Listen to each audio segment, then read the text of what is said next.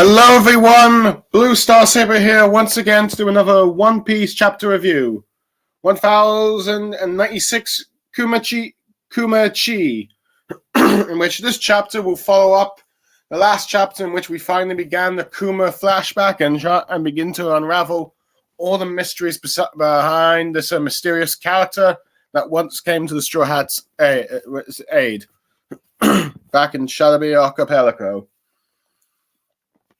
Last chapter, we learned that he was after a bit of a brief encounter with the Straw Hats fighting Saint Saturn and with Barney, or at least some of them. You have the Kuma flashback in which you see Kuma's life as growing up as a kid, learning that he's a member of the Buccaneer race, and as a result, he was taken and imprisoned as a slave by the world nobles to the point where he lost both his mother and father, only to end up one of the slaves that would be punished to be taken to God Valley, in which the world nobles do their 3-year hunting game, in which we know that this will be the place in which the Rocks Pirates and Gold Roger and Garp will have their epic battle.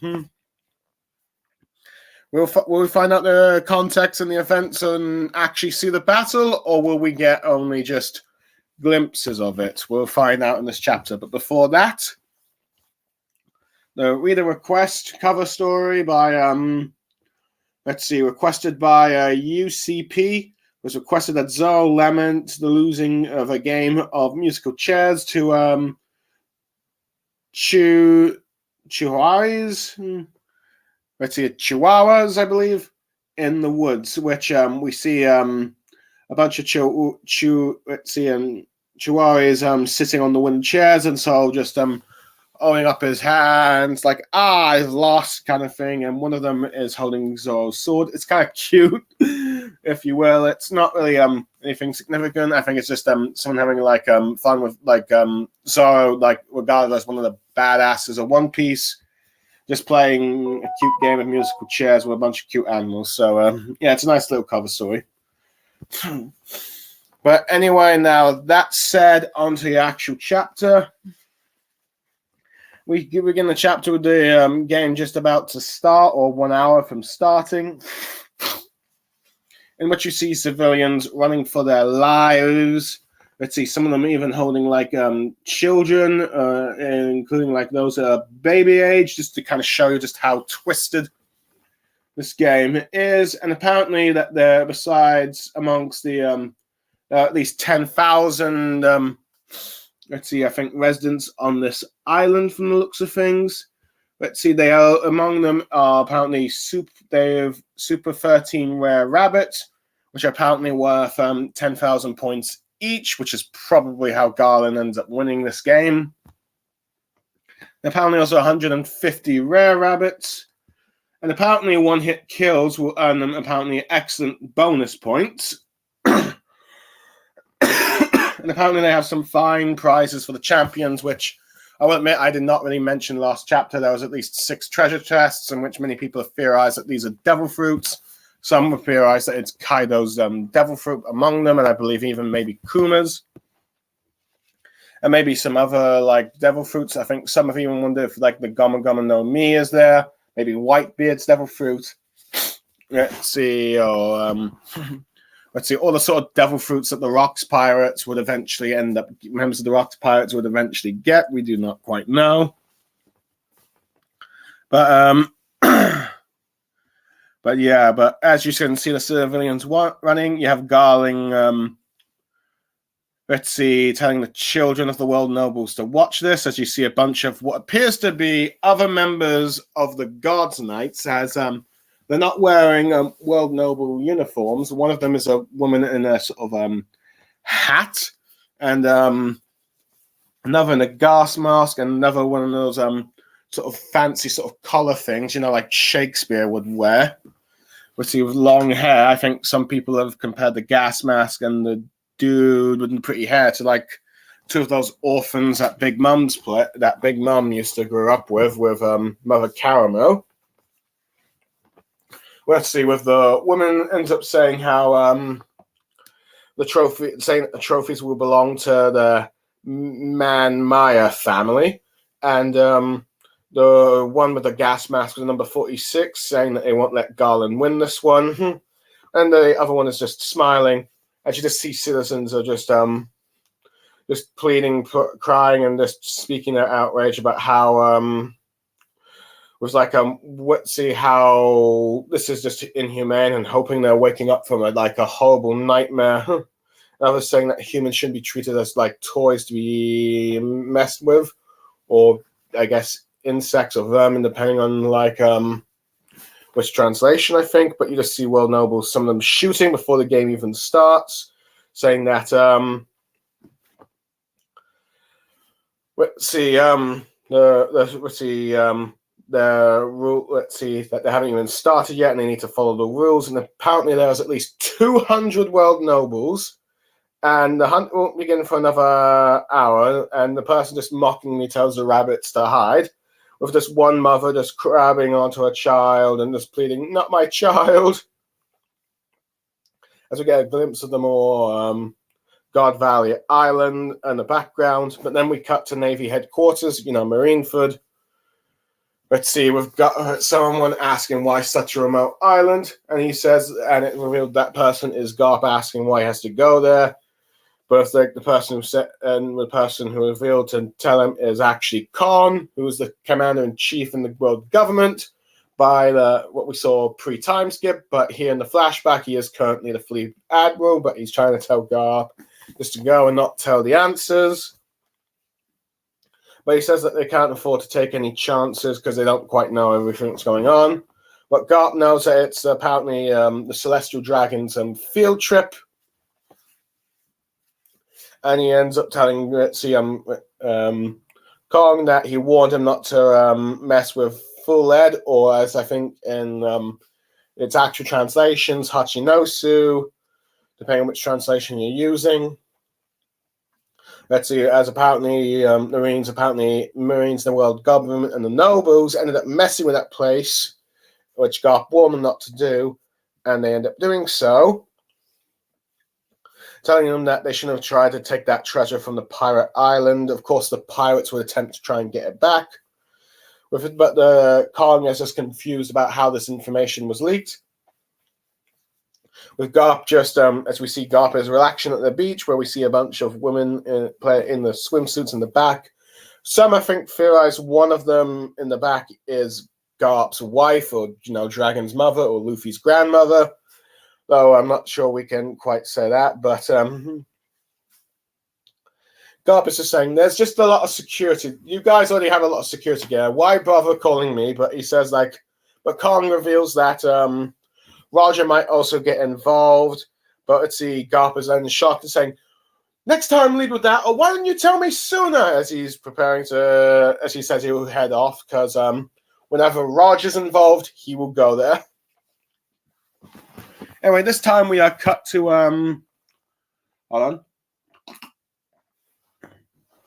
To full, let's see, the pirate island, let's see, Hachinosu or Full Lead. With pirates talking about how some have already got the jump on them, as it seems that the Rocks pirates have already left to try and get this treasure that was stolen. It's because it seems like not all the pirates in Hachinosu were allied with Rocks from the looks of things, but yeah. But they comment that this is a huge deal in the pirate world, as everyone is about to try and go and get this treasure. But anyway, we've got God Valley and back to God Valley and West Blue, where with someone commenting about how the island's completely surrounded by Navy ships, never been seen so many, saying that there would be no escape as they need to make sure that the reality of this atrocity that's going on won't get out and be erased from history. Let's see, and as I believe at this point. Let's see, as someone is saying that this is a sick murder game to drive off the inhabitants of the island so they could take its resources, as you start to see quite a few of them being shot down by a world noble, what appears to be riding some sort of ostrich. And And apparently that there's at least 100,000 of these civilians are on this island. I made a mistake earlier. I thought it was 10,000 civilians, but it seems like it was 100,000. I got mixed up with the points. And it's revealed that it's Ivanka that is speaking all this and saying that they'll all be dead to the last man in just 3 weeks of this hunting game. Let's see, giving the people the question, is this real life or is this really hell, as we see more people being slaughtered by world nobles. But one of the prisoners or slaves with a target on his back ends up saying that they said if we can survive this in the next 3 weeks, they'll be free. But Ivankov wakes them up from reality, telling them that they're being a fool and stop dreaming about that. So as he reveals that the total number of survivors of this game is 0, with one of the other prisoners has been like, but why on earth would they give us false hope? With Ivankov, we're like giving them the logical answer of like, because they want the slaves and the island escapees and the island's inhabitants to struggle and run for their life, just so they can have a bit more of a sport in the challenge. As if someone gives up on their life, it's just no fun hunting them. So it's like they do it for sport. So they tell them not to dream of getting out of the sick game, and saying that if they want to survive, they need to escape, not stay on this island for the 3 weeks. You got to try and find a way to get out of here. As we just see a bit of an image of like one of the nasty world noble smile things, Chilarettes, with a bunch of the despair of civilians. And we see that St. Garling has already got 100,000 points, as we see him slaughtering a bunch of inhabitants. It seems like he's going for all the high-value rabbits, since there's 13, and apparently I think they were worth 10,000. It's very likely that he's killed at least 11 of these people, but I wouldn't be surprised if he ended up killing a lot more of that, and just some of them, and just killed at least a few of them, but also a lot of the more regular ones as well. But that was more in the discussion. But he seems to be riding some sort of like one of those sonic ducks, I think, that Vivi rides with Karoo.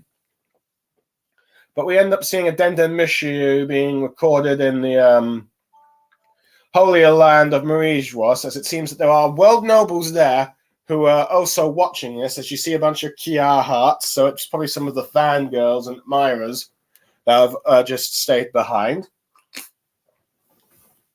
But anyway, but we then cut to the next scene of Ivankov getting his chains ripped off by a Sharkman fishman, complimenting his jaws, and he seems a bit grateful that someone has actually complimented his teeth. So teeth before, as that's never happened, which might imply that this guy was probably a slave for a very long time.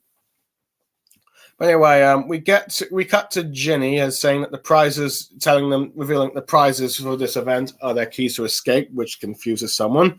As we then learn that 2 of the prizes, that one of them is the most powerful of devil fruits in existence, allows one person to transform into a mythical dragon, and this is Kaido's mythical fish fruit that allows him to transform into a Azura dragon.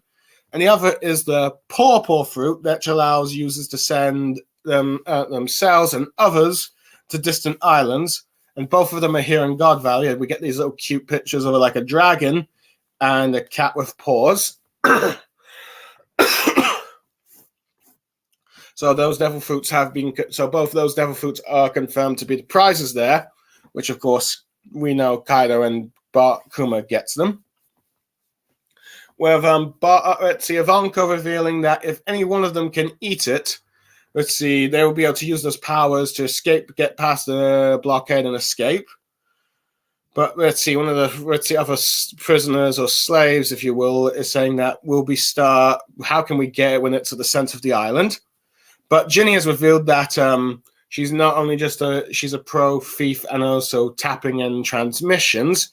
And 2 weeks ago, she managed to send a message to the island outside, and someone might have possibly heard it.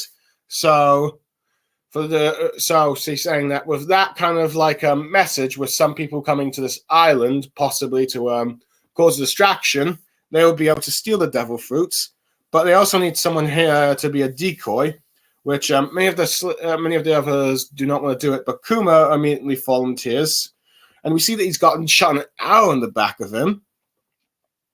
As this surprises Ivankov, but Kuma says that since he's big and hardy, he can survive longer than others, and he doesn't want to see anyone else die. And this seems to impress Ginny as she's just staring and watching him. But Ivankov is impressed, and he goes like, "Well said, Kuma," and saying that he won't let anyone kill him, and they all get off God Valley together. And this is where Ginny's communication is shown to work because, well, you know, let's see, this is where the Rocks pirates start attacking and blowing up marine ships, much to their the shock that it's the Rocks pirates and confused why they're here. And they also see that a lot more other infamous pirate crews are here. And you see a main marine officer saying, how come they didn't hear about this? And confused what they're doing here. And there's fire cannons back, shooting a bunch of the ships, including the Rocks pirates' main ships. With what we hear, well, we don't see Rocks. We hear him calling out, saying the Navy not to waste their times, and telling his crew to follow him into battle. And then we see in this double page a whole group of many of the Rocks pirates that we know of. Let's see Garp. Let's see Stussy, or like what's his name?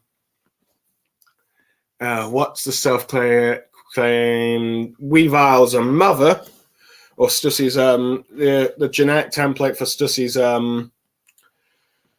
clone. Hold on, let me just Stussy One Piece. Wait, yeah, hold on. Yeah, Buckingham Stussy. So it's both of them, technically. Hold on. Let's see. But yeah, all right. Oops, I'm going the wrong tab. We've got Stussy, Big Mom, Golden Lion Shiki. We actually see him appearing in the chapter, not in a dark silhouette. His first appearance in the manga since chapter 1, chapter 0. Let's Kaido, and also let's see Captain John, but we also end up seeing Glorissa, you know, as we all know her today as Elder Neon. Let's see, who's a surprise member of the Rocks Pirates, all here saying their things about Whitebeard complaining he's not following their orders, with Stussy saying not you too, Eggate, and let's see, Neon telling her Stussy not to be pathetic, but she's saying the same to her. Let's see, Shiki says finders keeper. He assumes that everyone here that's finders keepers, whoever gets that treasure. Big Mom says that treasure will be hers, and Kaido says you can't do with anything with them, Lilin, as it's like, this implies that it's the devil fruits that are all taken. And John says like, it's all my treasure. And then we just cut to like silhouettes of all the pirates here. Let's see, with Whitebeard thinking that Rocks has lost sight of the goal, as it can't be when we haven't even been confirmed that's here first. With let's see, Golden Lion Shiki telling Whitebeard to stop acting like they're his leader, and he says he'll just blow him up. Big Mom says let's just steal what they're after, then scram. And as every one of these dreamers has had their heads in the clouds. Kaido says that let's see, Roger is on the move, and if he's the last, it says he was the last man he'll let. With I think Big Mom telling Kaido to calm down. Stussy says that let's see, they assume that this final fight, this will be the final fight to assume. I assume who gets leadership of this crew or gets this treasure. With John saying that's the idea. And Elder Neon saying that they'll settle this before. But yeah, she looks pretty much like a, let's see, young Bora Hancock, but with like a different, not with her coarser hair, but more like her hair sort of more long and more longer than what you see in like the current time. And we also see two other silhouettes of figures. One of a guy in a metal helmet, Another in a bit of a silhouette with a hat and glasses. I think he was peering pistols, and you see like a dude with claws in the background. And some of these apparently look like Philip Rock zombies, so it seems like a lot of the Rock's pirates might also be dead. And then we get to another color double page spreads. It was that we're announcing that the Rock's pirates have made it to landfall, where the world nobles complaining that what on earth the Navy is doing, saying that they won't lay a single, that they're telling them not to let them lay a single finger on, with the Marines saying that we won't let them hurt you, or saying that if they dare lay a single finger on us. But then another report comes in that other pirate crews are coming out with someone being concerned, how on earth did they get this information?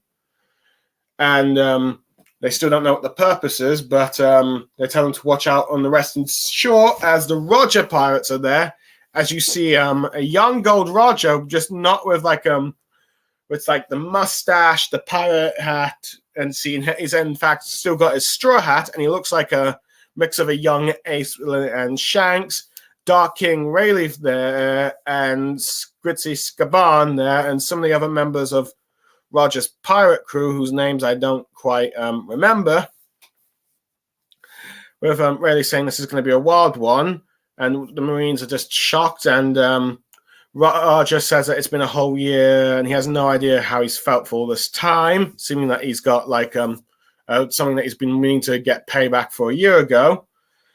And I think Scaban is saying no special privilege for the captain here this time, Roger, as all charging in. And then you see for Garland with like what appears to be two new members of the Guards Knights. One of them is a woman in sort of armor, and another is a guy with a skull bone thing. And you see Garland telling the sailors to pull back and have them guard the celestial dragons, saying that seeing and thinking that and they're being pathetic and was even the point of having their blockade in the first place. As he says that the Holy Knights will handle this, as you see the two saying that they will prepare. And you see some of the victims on the island going, what's going on? And then you see Marines going like, it's Roger and Rocks.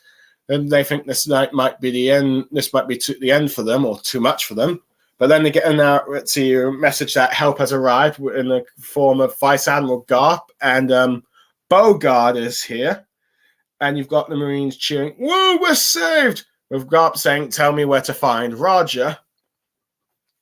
And with Ivankov saying that it's absolute according to Ivankov, we see a building being blown up, saying that it's absolute chaos, and you cannot believe their luck in this. And Kuma asks Ivankov, this is what these are the fruits they're looking for, which he appears to hold the paw fruit, while Ivankov is holding the dragon fruit. He says he's not sure which is which, but they plan to try and just eat them anyway. But before Ivankov can do it, Big Mom grabs him and grabs the devil fruit, saying that she won't allow him to have it, with Kuma shocked it's Eva. And Big Mom attempts to try and take Kuma's fruit, but Ivankov tells him to eat that fruit, which he does, and just tells him that he just to save himself. And if even this one of them survives, it's like a victory for them regardless. But Kuma, before he can do anything, gets attacked by none other than Saint Saturn, which and then you have with him recognizing Kuma as the Buccaneer boy, saying that his only options are slavery and death, as that's what history has chosen them for. With Kuma then telling Saturn, and I think we see him Conqueror's hockey behind Saturn and those black flames. And Kuma ends up asking him if he is someone important, saying it doesn't make sense that if you were born important or not, and there's no reason for someone to be born a slave. So he says, if I've got some kind of power, then he wants to be like Nika and save as many of those unfortunate people as he possibly can, as he makes this vow. And Saturn, hearing this, says that, which is why your people will vanish for good. And he's clearly angry at the mention of the word Nika.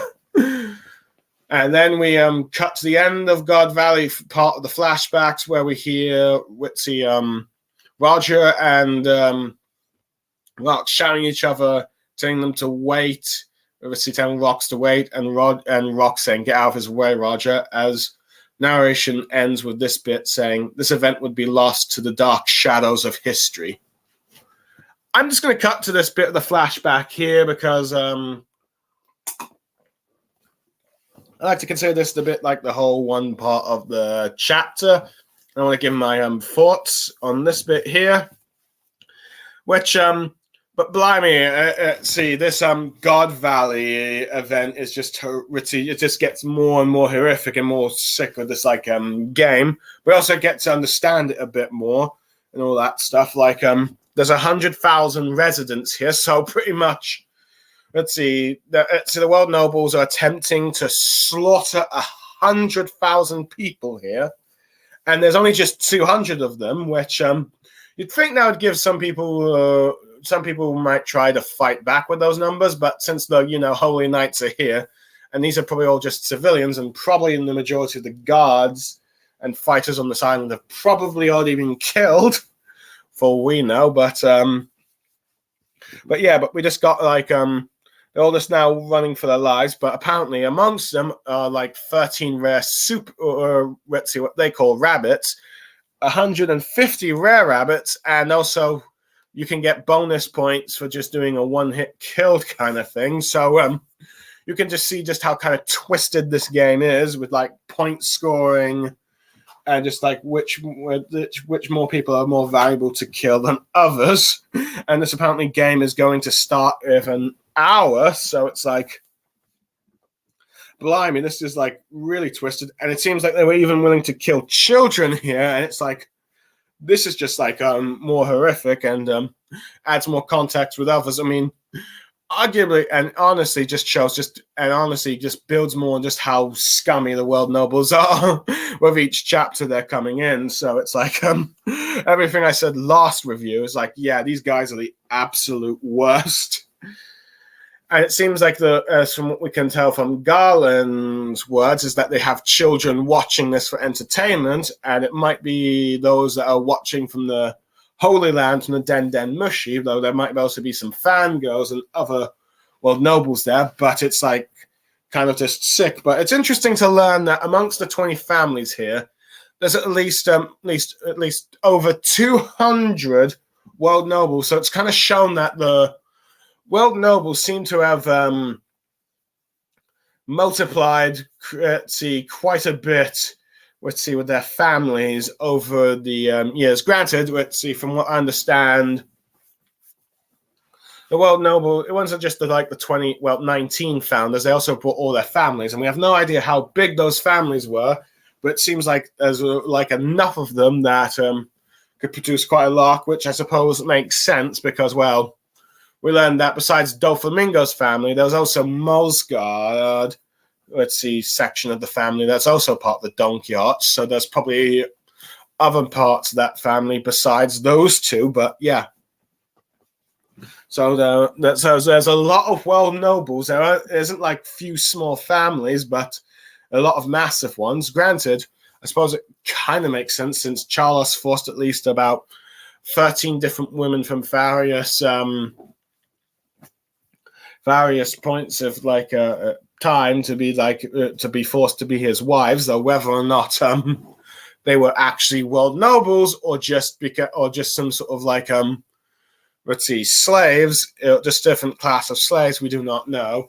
We don't quite know the full status of who's considered a world noble or not. But we do know that it seems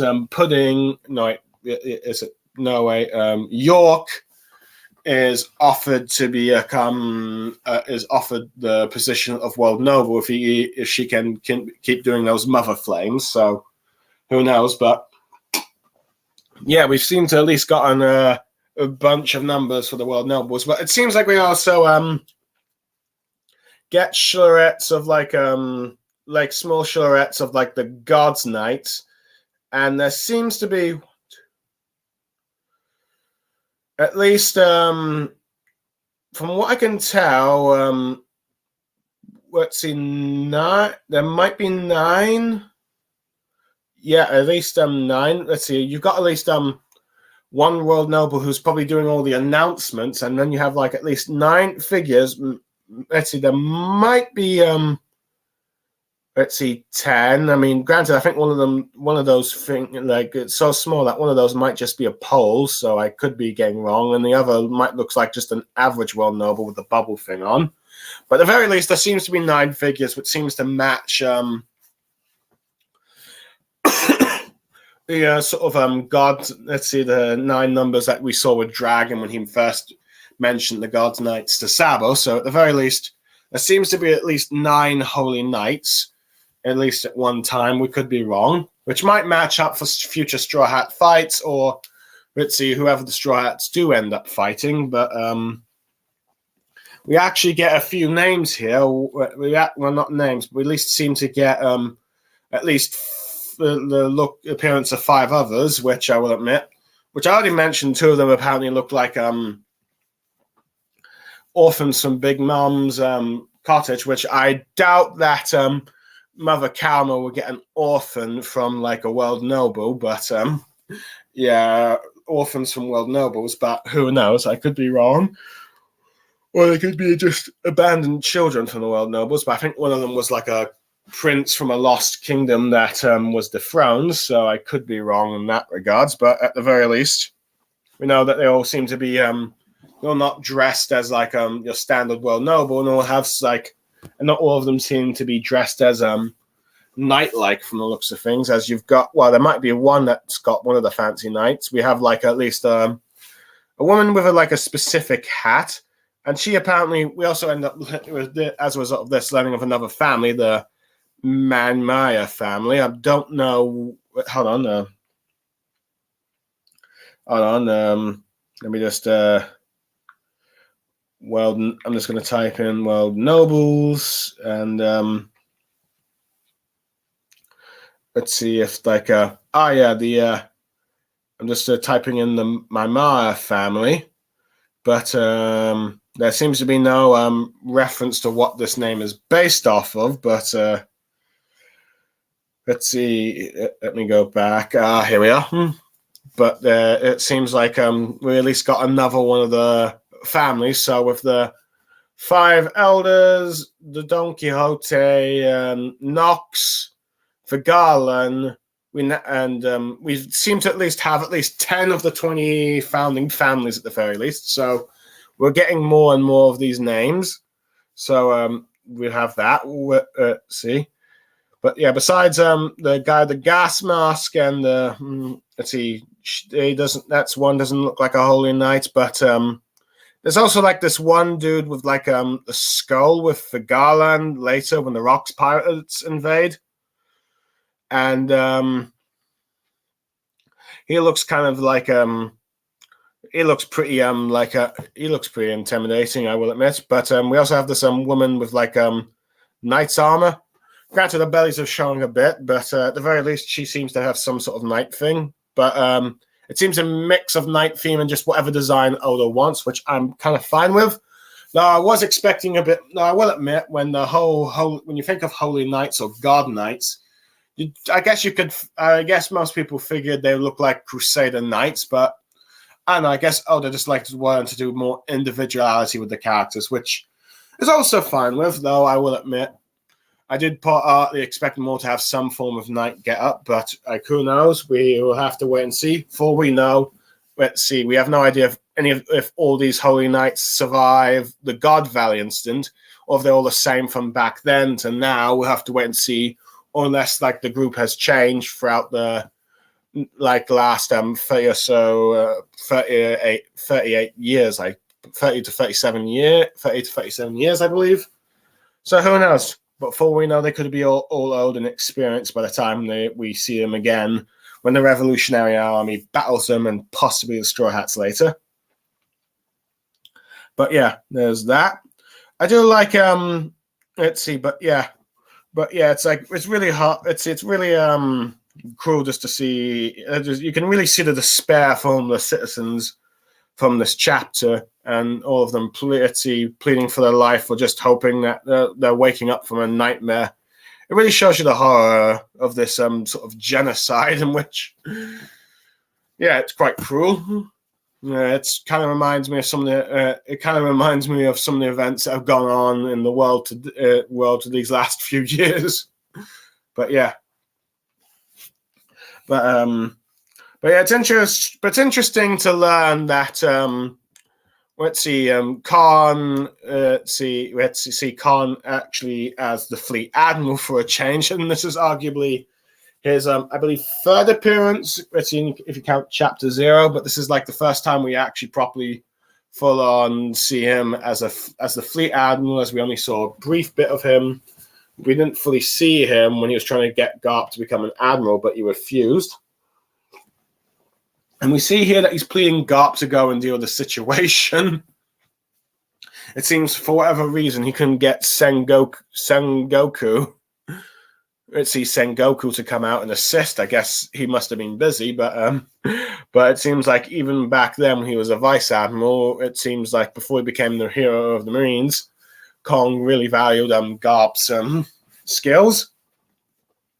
But it's also interesting that the reason that God Valley seems to be instigated, at least by the reason that the Rocks pirates attacked the world nobles, is not to just take an advantage and try and wipe out the world nobles, but it seems like some sort of treasure that the world nobles and the government stole from them, and they were using them as prizes here. And it seems to be like the devil fruits, in which the Rocks pirates were like taking a few devil fruits, in which we know that, of course, two of them were now being confirmed to be Kuma's fruit and Kaido's fruit, which makes sense since Big Mom gave the devil fruit to Kaido, and that was sort of part of the sort of life debt she says that Kaido owes him.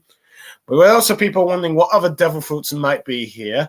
Some theorize that might be among them is Whitebeard's devil fruit. Some theorize maybe Luffy's, though I'm not entirely sure on that one, since many of the Yonko don't seem to recognize the Gum Gum Gum no Mi. And I doubt none of them realize the importance of that fruit. And some, I believe, see... and I think some wonder if perhaps maybe Blackbeard's devil fruit is there, and maybe some other ones we know, but who knows? There might be other treasures as well, for we know that it's important to the pirates at Hachinosu, but I don't know. We'll probably get more clarity of that down the line, but yeah. But I do like how Garp says, I have no interest in helping the world nobles, but then Kong says, Roger, why didn't you say so? And immediately heads there. Goes to show that they've had their rivalry for quite a while, at the very least. But it's also kind of interesting to learn that Garp thinks that the world nobles seem to have their security there, but from the way this dialogue is implying, it seems Kong has not told Garp the full details of this island, so it seems Garp is not fully aware of all the atrocities that the world nobles do. But if he's here at God Valley, he might learn more so, and this might end up building his resolve of never being like a servant to the world nobles or their direct subordinates, and partly maybe the reason why he refuses the promotion of admiral. Who knows? I wouldn't be surprised if the first time Garp is being offered the promotion to admiral during this time. Let's see, Garp has witnessed the events of God Valley, disgusted, who says he will and absolutely refuse. But I do like how it's like Garp's reason for coming here is Roger, which is ironic because those two end up teaming up to take down Rocks in the end. So, yeah. It's interesting just seeing the pirates just getting outraged at their treasures being here. And it seems also that not every pirate on this island was allied to Rocks. So it seemed to be a pirate. So it seems to imply that Hachinosu isn't just under while it might be under a single leader or strongman, it doesn't necessarily mean that they all follow this pirate, though I wouldn't be surprised with Blackbeard being a Yonko, all the pirates on that island do actually obey him, or at least acknowledge being allies to him at this point. But yeah. But it's interesting to learn that Ivankov, we also learn a bit more information from Ivankov from this island that, God Valley, the events of this, world noble hunting game lasts 3 weeks, and no one survives. So 100,000 people are going to die in the span of 3 weeks. Doesn't matter who. No one is supposed to survive. And it seems like to get even more scummy, they give people the false hope that if they survive for 3 weeks, they're allowed to live. Or then they just tell them this because they're doing this so they will give them more of a sport for running and hiding, instead of just wallowing in despair and just waiting and give up and just waiting to be shot at. So it just goes to show you just how scummy these world nobles are. And Ivankov snaps people out of it, saying that if you want to survive, you're going to have to escape. And even points out and it makes sense that they would do this because it's in a twisted way, because they want to have a sport in this, but they can't have that if people are just running for their lives. But I think these people are perhaps a bit naive in thinking, that they would keep this on the loop. From let survivors, because they don't really want. Because it seems that the public is completely unaware of this hunting game, which I can't blame them. I think the majority of the public in the world of One Piece would probably be outraged and probably find this worse than what pirates do, or thinking this is the thing they expect pirates to do. So, So they make sure this is completely covered up, and from the looks of things, it doesn't even seem Garp knows about this whole incident until he actually knows about this game, until he probably actually gets there. But it's interesting that Ivanka's plan is to get either Kaido's fruit or the Kaido's fruit or the Pawpaw fruit in order to escape. So I think these plans make sense because the dragon can fly and get out of there, and of course the Pawpaw fruit you can transfer. Can go to any location. It's like a teleport. One of the few teleporting type of devil fruits in this one, besides the actual teleporting one from Blackbeard Sniper. But it's interesting to learn that Ginny is the one that's the sort of instigator from this devil fruit. A kid who tapped out 2 weeks ago that a location of this island. So she seems to have found this place in advance and able to have gotten enough managed to get out to not only Rock's pirates, but Roger pirates and other pirates of where this treasure is. And she's the one that instigated this entire incident that would become, which would be legendary, but erased from world history. So, which was supposed to happen in the first place anyway. So it's like, Ginny is it's like a small child is the instigator to what arguably is one of the two biggest pirate conflicts in history. Get this Battle of God Valley and Marineford. And I guess, you could count maybe the raid of Onigashima as two Yonko fell, but I think Marineford and God Valley are much bigger events. I wouldn't be surprised the upcoming war for the One Piece will be the event that tops this, as well as the War of the World Government in the end.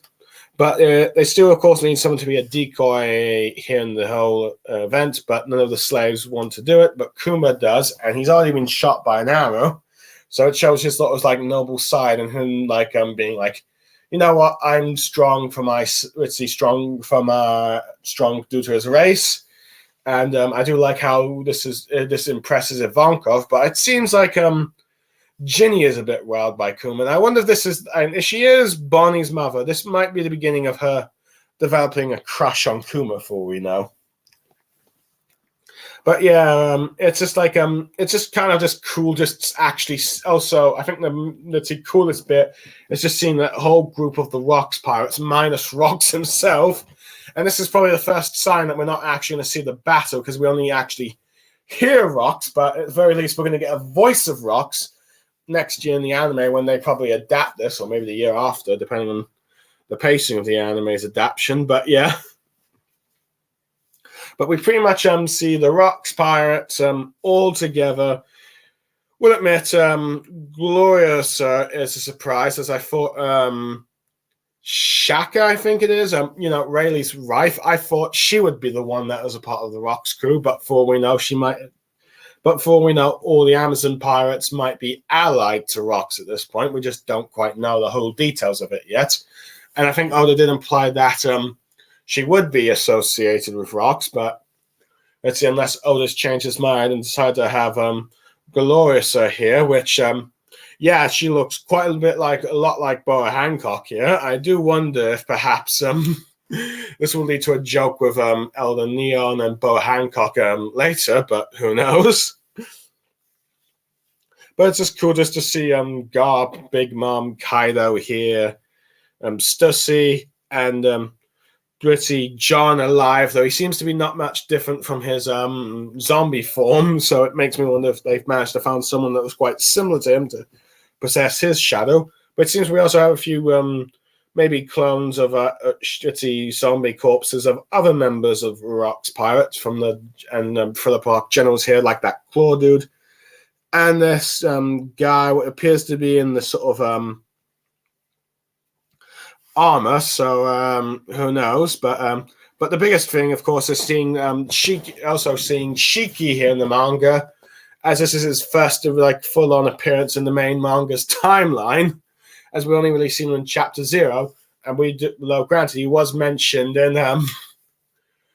let's see, chapter when the Rox Pirates were first fully revealed and all that stuff. But I do like seeing the sort of the dynamic of this whole crew here thing. Let's see, Whitebeard not fully obeying Rox, but think he's being a fool and rushing ahead. Let's see, and others are just, it seems, Stussy and maybe Gritzy Glorious seem to be maybe clinging to Whitebeard. At least we see Stussy clinging on to top of him and the shoulder thing. And this might imply maybe they were actually lovers of some form, or at least Stussy was very attracted to Whitebeard. But who knows? For all we know, Granny Neon, might have also, Whitebeard might have been the man she was attracted to, or maybe Rox, we don't know. But it seems like let's see, Elder Neon might have had bad taste in men, so who knows? But yeah. We got Big Mom with Prometheus here, so we don't know where Zeus is, but yeah. But you can sort of see them all competing for the Devil Fruit, them all arguing back and forth, with let's see, Kaido being interested in Gold Roger here, but Big Mom telling him to keep it down. Let's see, Whitebeard and let's see, Shiki arguing about who's in charge. Let's see, Stussy and Gritty, Elder Neon arguing. So yeah, and let's see, Captain John being finders keepers. So yeah, we see the sort of Rox Pirates dynamic here, and just like how Sengoku said, these guys did not really like each other and were killing each other all the time. So yeah. It's interesting that we're actually seeing this sort of antagonistic crew dynamic play out, which is arguably probably will be part of the Rox Pirates' downfall, because otherwise, let's see, this is arguably the strongest pirate crew in history because of all these legendary figures, some of them becoming emperors. But if they all actually probably ended up working properly together, they probably would have been invincible. But instead, they end up just fighting. And I just like seeing how the Marines are panicking here. The World Nobles are saying, "You better dare protect us in this whole situation," but they're even more panicking with the exception of Figalen and the Holy Knights. They'll all end up preparing to fight, but they find the Marines pathetic for letting this blockade fail. And arguably, given the theories that people are saying, he's ended up going to probably be fighting Whitebeard and getting some of and Whitebeard ends up getting some of his scars. But the interesting thing here to see is Roger, and the fact that he's much younger than the way the One Piece film Red film portrayed him when he found baby Shanks, because we know he finds Shanks here.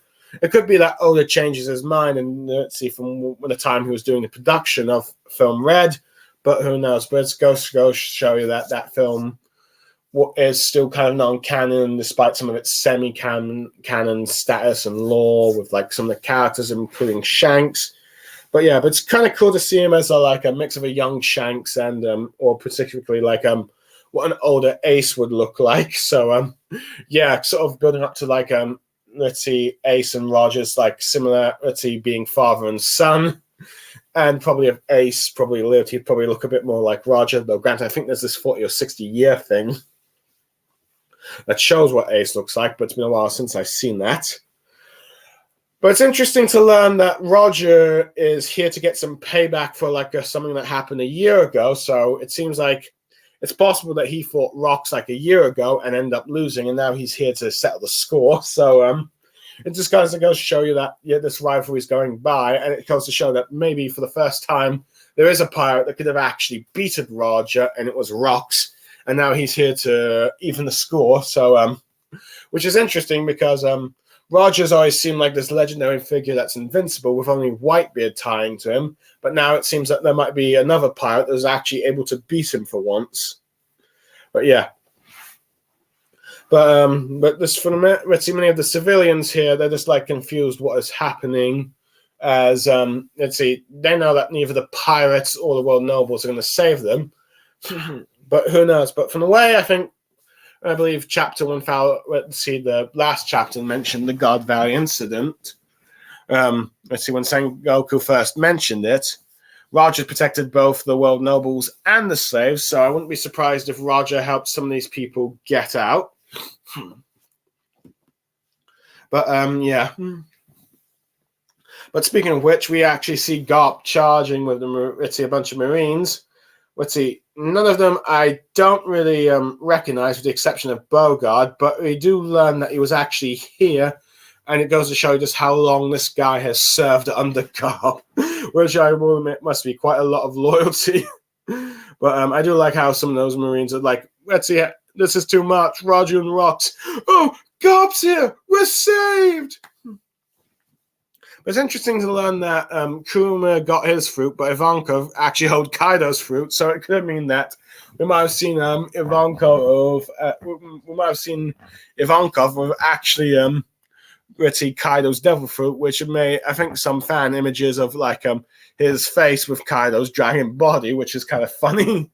Which also led to some fans wondering, would Kaido have Ivankov's fruit instead if he didn't get this one, which was kind of funny with some of the memes and images I'm seeing of it. But of course, we of course actually see Big Mom snatching the fruit from Ivankov, and it just goes to show you just how big young Ivankov is, because he looks normal size compared to Big Mom, who's a bit of a giant herself, even though she's not one. But it's interesting that she tried to take both devil fruits, but Kuma managed to eat it before. But Kuma got attacked by Saint Saturn.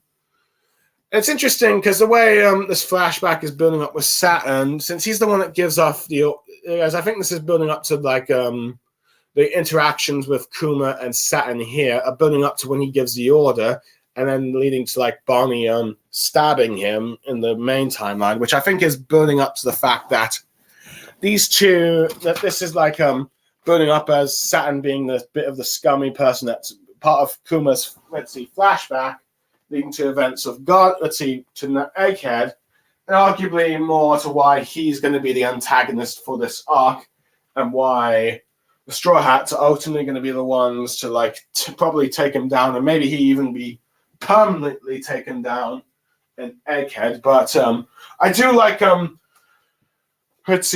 interaction with him and Kuma here, with him saying that your race is just destined to be slaves and died, but Kuma says you're an important, and his important person, saying that it doesn't matter. Someone's birth shouldn't decide how important they are, and people should not be born as slaves. And I do love Kuma's saying if he's got power, he's going to try and save people just like Nika, and that just really angers Saturn. And I think it goes more to why maybe hints of the Buccaneers were associated with Joe Boy, and probably why they're all being killed to extinction or slavitude. But I will admit, it is a sort of disappointing that we don't actually get to see the battle. We just see the beginning of the battle, what's leading up to the battle, and all the details. We don't actually see it. And the best we get is seemingly a clash of Conqueror's Haki and Roger and Rox shouting names to each other. But I think it makes sense in the long term not to actually show this battle. now, because this is like Kuma's flashback. We saw the bits with Kuma here, and why and how it ties into this place and how he gets out. But and we didn't see Dragon, unfortunately. Whether or not he actually is in this island, we don't know. But at the very least, let's see, the bits with like Kuma are done and dusted for this, and it should probably be like the smart thing to do to save the God Valley and Rock's revelation earlier. But instead, we got like tastes of it to get us hyped all the more when you actually see the event take place, and we actually see Rocks from when it's actually relevant. But it's like this, but because like since this is Kuma flashback, we want to focus on like the Kuma stuff, and the stuff with like Raja and Rocks and like the God Valley incident battle would take away from that, or it has to be cut to more suit the Kuma stuff.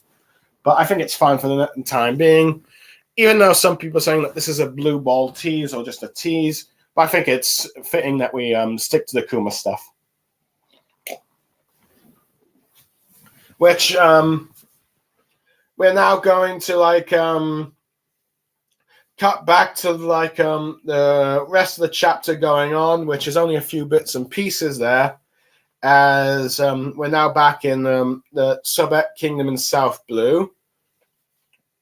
With Ivankov reading a newspaper that apparently only tells like Garp's heroics on that island, and they won't print anything else. Let's see, saying that this is just probably what the mass powerful wants, and thinks that, and this is like builds up to probably arguably Ivankov's low opinion of Morgan's, as it's revealed that he's apparently the one who wrote it, and he calls him a hack for this, as they have no idea what else happened on that island, since arguably once Kuma got the devil fruit and the pirates attacked, he immediately transported out of there afterwards. But yeah. But we see Kuma praying here, with Ivanka asking why. He's saying that all those lives that he could have saved, but he wasn't able to. But Ivanka tells him to knock it off and tries to assure him that he saved at least 500 people. So, and even Ginny agrees that Kuma's amazing for that. And she even cried, and says that everyone would cry in their tears of gratitude.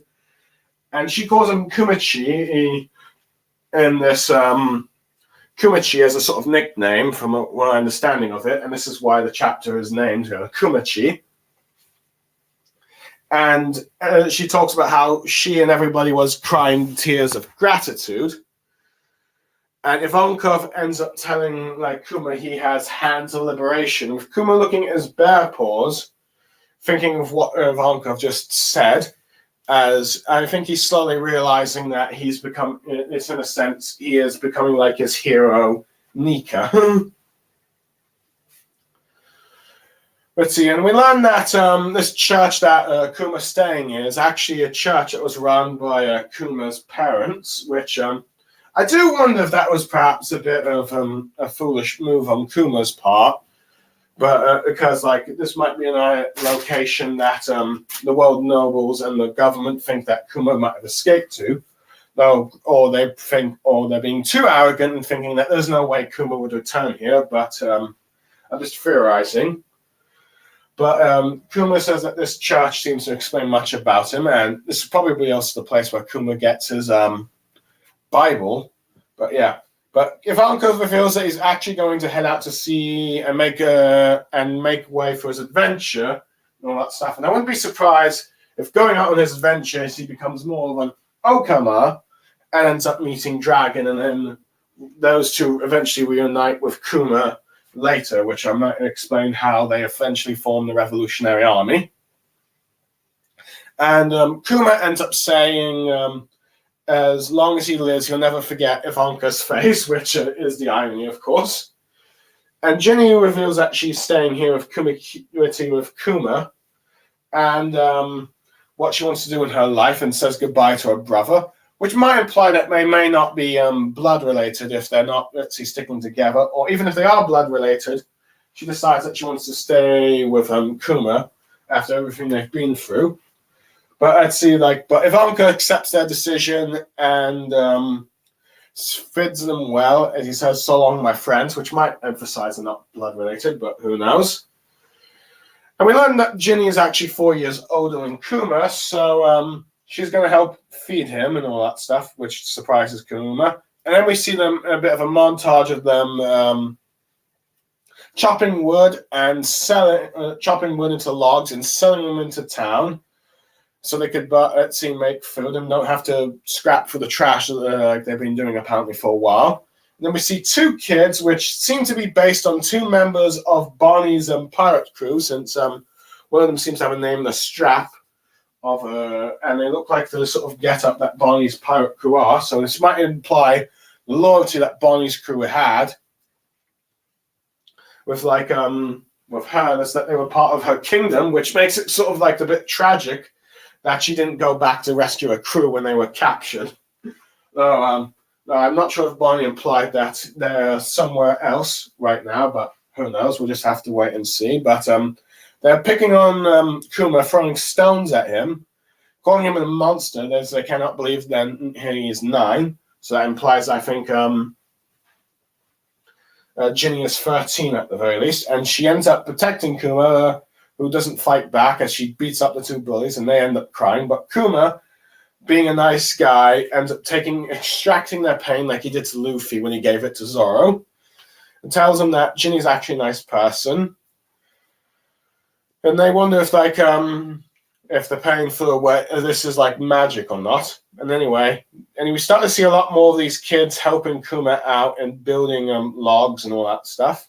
And then we see Kuma and Ginny eating, and she doesn't feel like she's had enough, but Kuma offers some of her food and she accepts, eats it all, with Kuma saying, you eat so much, Ginny, even though they've got a lot of work to do. With her asking, when did they turn Kuma into a slave? And we get confirmation that Kuma was a slave at the age of 4, which she says that was the same with her, which he says perhaps maybe not something to celebrate. But she's saying that she's so full, and apparently it's the first time that's happened, at least in a very long time. And then she ends up crying. But then Kuma ends up saying, don't cry, because I'm going to cry. And they just say they're so happy, ending the chapter on the church and all that stuff. So, yeah. And boy, this bit is very touching. After the crazy events with all the stuff with God Valley, well, I must admit, it's a bit disappointing not to see it fully flesh out. But I think just seeing this touching, heartfelt moment of what Kuma and Ginny have done afterwards makes up for it, as we end up also learning that Kuma was able to save at least 500 people. So 500 out of 100,000. It's in many ways, let's see, horrific and tragic that Kuma wasn't able, and that only 500 people managed to survive that genocide, a mix of slaves and arguably residents of that island. But at the very least, let's see, 500 is better than none. But Sue kind of shows a tragedy, at least 99,000, at least 500 probably died, unless Roger and Garp managed to save quite a few other people. We do not know, but it just kind of goes to show just how little power some people have. Only a few are able to survive a sort of mass genocide, if you will, of an entire island or country. But I do like how Ivankov, we're building up to Ivankov's low opinion on Morgan's, and show that Morgan seems to have begun his career even back then for journalism. Though granted, I think he would be in his teens or young adulthood here, so he might have just started his journalist career at this time. I'm not sure, but it seems like God Valley is one of those incidents that he remembered, that he was probably that was one of his big scoops at the very least. Though granted, it seems everyone's forgotten, though he probably still remembers it, but doesn't seem to be bothered by it being forgotten, as he seems to allow the world government's propaganda to come and go when it pleases him, though he does defy it on occasions, as we've seen, when they didn't want him to reveal the picture of Luffy's Nika form and to remove the D, but he was too fascinated by that, so that makes sense. But I do like how Kuma's like, he wish he could have saved more slaves, but Ivanka says that, you did well saving 500, and Ginny even agrees about that, and they all cried and were grateful for him. Now, granted, it doesn't seem they all ended up on this island at the very least, or they might. I'm not sure what Kuma did. We have no idea if Kuma teleported all 500 to this island and to the Sobek Kingdom, or to random locations. We do not know, but I had to guess he probably teleported them all to this kingdom, but we'll just have to wait and see. I guess we'll get more context later, but who knows? But at the very least, I do like how Ivankov tells Kuma that he has hands of liberation. I just like the way Kuma just looks at his own hands as he realizes that he's probably like, in a sense, he's like his hero Nika in a sense, as he saved slaves and citizens from being wiped out by genocide. We also learned that his family actually owned this church that he's living in, and it explains quite a bit of his character and like the whole Bible he had later. But yeah. But it is interesting that Ivankov decides to head off for adventure, which I said is probably how he met Dragon. And all the stuff was and it's just showing kind of just tragic when Kuma mentions how he'll never forget his face. It's because he loses his humanity, if you will, when he fully becomes a cyborg or a robot. But I do find it interesting that Ginny decides to stay, which makes sense because we know that she is most likely Bonnie's mother. And arguably she would stay with Kuma so that Bonnie, could exist. So there's that. But it seems like at the very least she's not doesn't seem to be willing to at least depart with her brother, though we still don't know if they're blood tied or not. But who knows? I wouldn't be surprised at the very least if Ivankov meets Bonnie and we learn that they are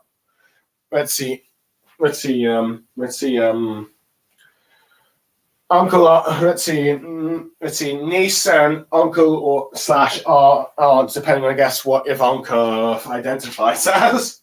But yeah. But it's also interesting that Ginny is actually 4 years older than Kuma, who is 9, and the fact that he was a slave when he was 4, so he was a slave for 5 years of his life. And she was also a slave for 4, so she was a slave for at least for